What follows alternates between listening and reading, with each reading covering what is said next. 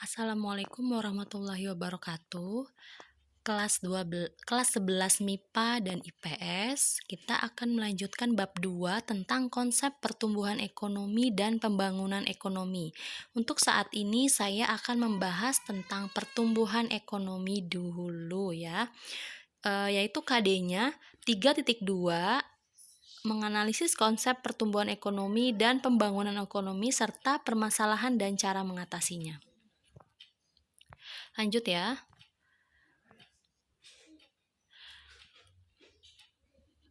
Yang pertama yaitu pertumbuhan ekonomi. Pertumbuhan ekonomi adalah proses kenaikan output atau produksi ya per kapita dalam jangka panjang. Nah, pertumbuhan ekonomi ini diukur dengan cara membandingkan GNP tahun yang sedang berjalan dengan GNP tahun sebelumnya. Jadi GNP tahun berjalan tuh sekarang dengan tahun sebelumnya. Jika diformulasikan dalam bentuk rumus yaitu sebagai berikut.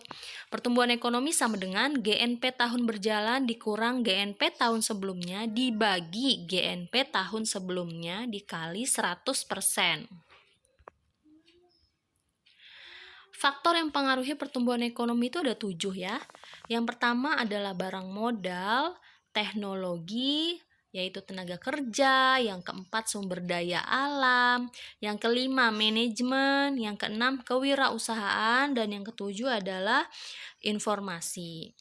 Nah, kita sudah tahu ya barang modal, teknologi, tenaga kerja, sumber daya alam, manajemen itu sudah tahu ya kita ya. Kewirausahaan itu entrepreneurship ya, yaitu seseorang dapat mengambil resiko atau usaha itu guna mendapatkan keuntungan. Nah, kalau informasi ini maksudnya alokasi sumber daya ekonominya ini untuk syarat supaya pasarnya ini bisa seefisien mungkin. Jadi informasinya itu harus seefisien mungkin. Yaitu pelaku-pelaku ekonomi ini mengambil keputusan berdasarkan informasi yang akurat dan cepat serta efisien. Seperti itu ya. Yaitu teori pertumbuhan ekonomi. Teori pertumbuhan ekonomi itu ada 5. Yang pertama yaitu Friedrich List, yang kedua Karl Bacher, yang ketiga Werner Sombart, yang keempat W.W. Rostow, yang kelima Bruno Hildebrand. Nah, kalau Friedrich ini yang masa berburu, bertani ya, beternak seperti itu. Nah, kalau Karl Bacher itu kayak masa rumah tangga tertutup, rumah tangga kota, rumah tangga bangsa, rumah tangga dunia. Nah, kalau Werner Sombart itu kapitalis ya dia.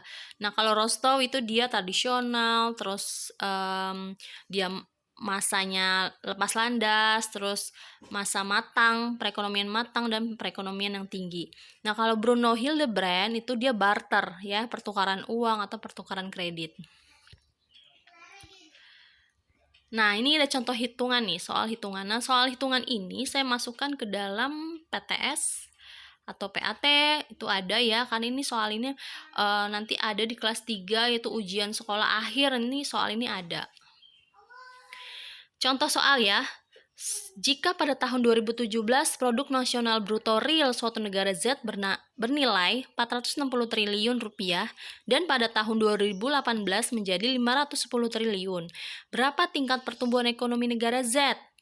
Yaitu caranya tingkat pertumbuhan ekonomi GNP yang 2018 dikurang 2017 dibagi 2017 yaitu GNP 2017 dikali 100%. Jadi 510 dikurang 460 triliun dibagi 460 triliun dikali 100%. Hasilnya sama dengan 10,87%. Jadi tingkat pertumbuhan ekonomi negara tersebut pada tahun 2018 sebesar 10,87%. Ingat ya, pertumbuhan ekonomi itu rumusnya GNP tahun berjalan atau sekarang dikurang GNP tahun sebelumnya dibagi GNP tahun sebelumnya dikali 100%. Paham ya?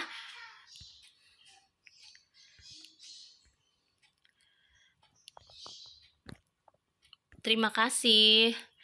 Saya punya kata-kata kata-kata bijaksana yaitu, kita tidak bisa menjadi bijaksana dengan kebijaksanaan orang lain, tapi kita bisa berpengetahuan dengan pengetahuan orang lain. Jadi kita belajar dari ilmu orang lain. Michael de Montaigne. Terima kasih, untuk tugasnya ada di pekerjaan rumah, kalian lihat di aplikasi pekerjaan rumah di Ayo Belajar ya.